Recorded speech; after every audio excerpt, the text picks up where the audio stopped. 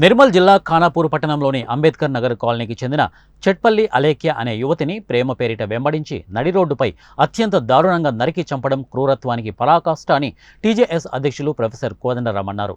ఆదివారం మధ్యాహ్నం అంబేద్కర్ నగర్లోని అలేఖ్య నివాసానికి వచ్చిన కోదండరాం వారి కుటుంబాన్ని పరామర్శించారు. ఈ సందర్భంగా మాట్లాడుతూ అలేఖ్య హత్యకు గల కారణాలను అడిగి తెలుసుకున్నారు. హంతకుడు చేసిన దాడిలో తీవ్రంగా గాయపడిన మరో యువతి జయశీల ఆరోగ్య పరిస్థితిపై ఆరా తీశారు. అలేఖ్య హత్య కేసులో నిందితులు శ్రీకాంత్ సహా మరో ఇద్దరిని కఠినంగా శిక్షించాలంటే ఖచ్చితంగా ఫాస్ట్ ట్రాక్ కోర్టును ఏర్పాటు చేయాల్సిన అవసరం ఉందని ఆయన అభిప్రాయపడ్డారు. జయశీల ఆరోగ్య పరిస్థితిపై ప్రభుత్వం దృష్టికి తీసుకువెళ్లి ఆమెకు భవిష్యత్తులో న్యాయం జరిగేలా తమ వంతుగా సహకరిస్తామని హామీ ఇచ్చారు. అలేఖ్య ఘటన అత్యంత దురదృష్టకరమైనటువంటి సంఘటన ఇది. ప్రేమ అంటేనే దాని అర్థము ఒక అమ్మాయిని ఇష్టపడేటువంటి అమ్మాయి మీద మనుషులు ఇంత క్రూరంగా ఏహ్యంగా దాడి చేయటం అనేది అయితే ఊహకందని విషయమే ఇది.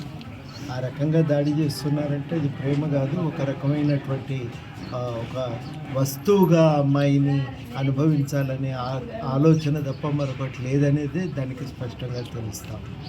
అంత దుర్మార్గంగా నచ్చిన అమ్మాయిని అయితే ఎవరు కూడా ఈగవాలని అట్లా ఒక వ్యక్తి దాడి చేసిందంటేనే అదొక క్రూరత్వమే ఆ మనిషిలో ఇమిడి ఉంది తప్ప ఇంకొకటి లేదనేది మనం గమనించాలి. ఆ అమ్మాయి పైన దాడి చేయటం చాలా అమానుషం, తీవ్రంగా ఖండిస్తున్నాం. ఇట్లాంటివి పునరావృతం కాకుండా చూడాలని కూడా కోరుతూ ఉన్నాం.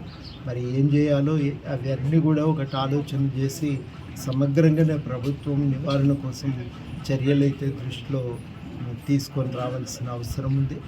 ఇప్పుడు ప్రత్యేకించి మేము అడిగేదైతే ఆ అమ్మాయికి న్యాయం జరగాలి, ఒక ఫాస్ట్ ట్రాక్ కోర్టు ఏర్పడాలి.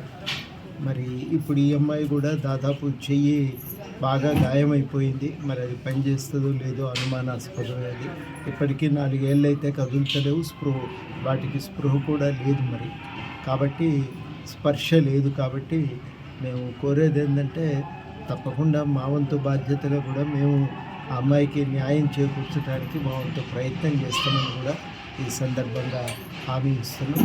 ఇట్లాంటివి ఘటనలకు ఎవరు కూడా పాల్పడవద్దని యువకులకు మేము విజ్ఞప్తి చేస్తున్నాం. మనిషి మీద ఇష్టం ఉంటే ఆ మనిషిని రక్షించడానికి ఏమైనా చేస్తాడు, తనంతాను గాయపరుచుకుంటాడు, కానీ ఈ దాడికి దిగడు.